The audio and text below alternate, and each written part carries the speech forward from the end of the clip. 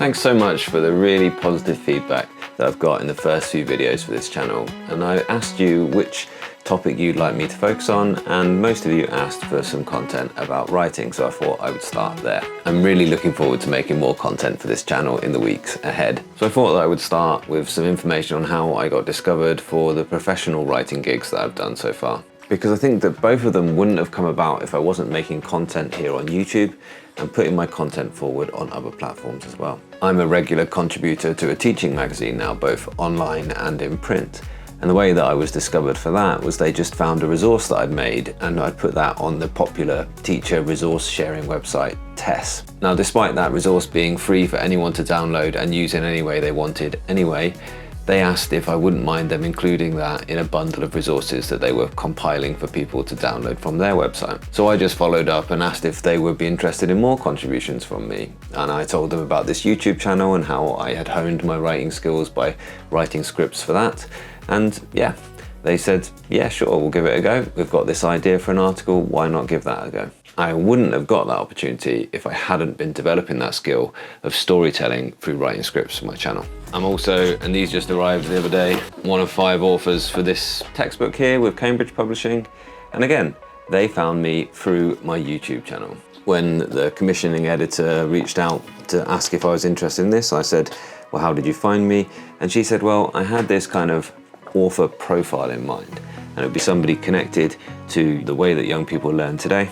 And so YouTube was the obvious place to search. So they found my videos a long time after I'd finished publishing physics videos, incidentally. And even though those videos weren't the most popular physics videos on the internet, they certainly showed that I was a capable teacher with a more than adequate understanding of how people learned, enough to help them write this book. And here it is, this textbook with my name on it. And it's amazing how long this has taken to get into print and what a number of people have been involved in making this.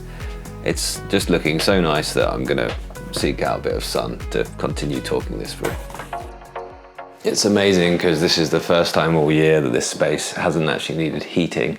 It's just enough passive gain from the sun that it's warm enough to sit in already. It's also amazing it's possible to bring a book into being by self-publishing. And I would recommend self-publishing to you if you've got this idea and you know who that idea is for and you want to put that into print and just get that out there. Sometimes it's a bit cathartic just to get that idea out of your brain and into print. And sometimes just doing things yourself is the least friction and the quickest way just to get something done. But that being said, there is absolutely no way that on my own I could do something with the scope of that textbook to provide comprehensive exam practice for an entire syllabus. So yeah, there's a time and a place for both self-publishing and traditional publishing. So let me know if you would be interested in knowing a little bit more about how I've gone through self-publishing. I did mention that incidentally draft to digital would only let you make digital books, but that's not the case anymore. They have actually got an arm which will let you make print books as well now. So worth looking at those 2 places, Kindle Direct Publishing and draft to digital. It's probably a good idea if you do have an idea for a book to pitch that to a traditional publisher. And if you get crickets back, then you can go ahead and plow on with it yourself. Get it out there and move on to the next project. Because in the end, any creative effort is never wasted. You always learn something through going through that process. I'm just gonna go out there in the actual sun. So, pair of sunglasses for me, and there's a pair of sunglasses for the lens, which is an ND filter, which just means that I'm able to carry on with my slower shutter speed here on the camera. And that's technical skills that you don't necessarily need when you're just starting out. So all that is about why it's worth making videos now if you're aspiring to write in the future. Making videos now will let you practice at core writing skills. It'll give you a platform eventually to promote your work. It will help you get noticed, and importantly, it's audience research as well. I have to keep changing this to keep it exposed, right? So for example, the self-published book which has done best for me is my book which is preparing for A-level physics. Now I knew there was an audience for this. I knew that there were people looking for this exact resource because there were people asking me for something like this on my YouTube channel.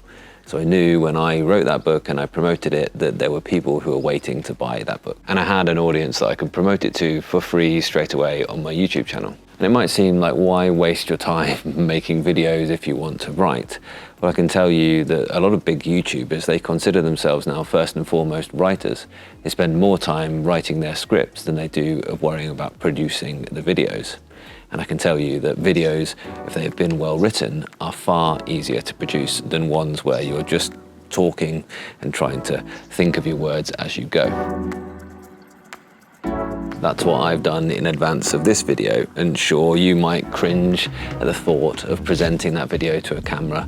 It might be difficult. I've had to think quite carefully about how I'm making this video today. It's not the most comfortable thing. It would have been far easier for me to sit at my keyboard and write some more or edit some more today, but I've got over that sort of slight awkwardness and I'm talking to the camera, and that's going to get that in front of some people who are interested in what I've got to say. And you can take confidence that you know this has been well written, that you spent time thinking it through, and you've controlled the narrative of the video, so it's actually going to arrive somewhere so that it tells a complete story. And you know, that's one of the prerequisites of it actually doing well. So you've told me that you'd like to hear more about how I'm doing my audience analysis, and I'll make that in a video soon. But also, would you like to hear how you go from knowing your audience to making a book specifically for them?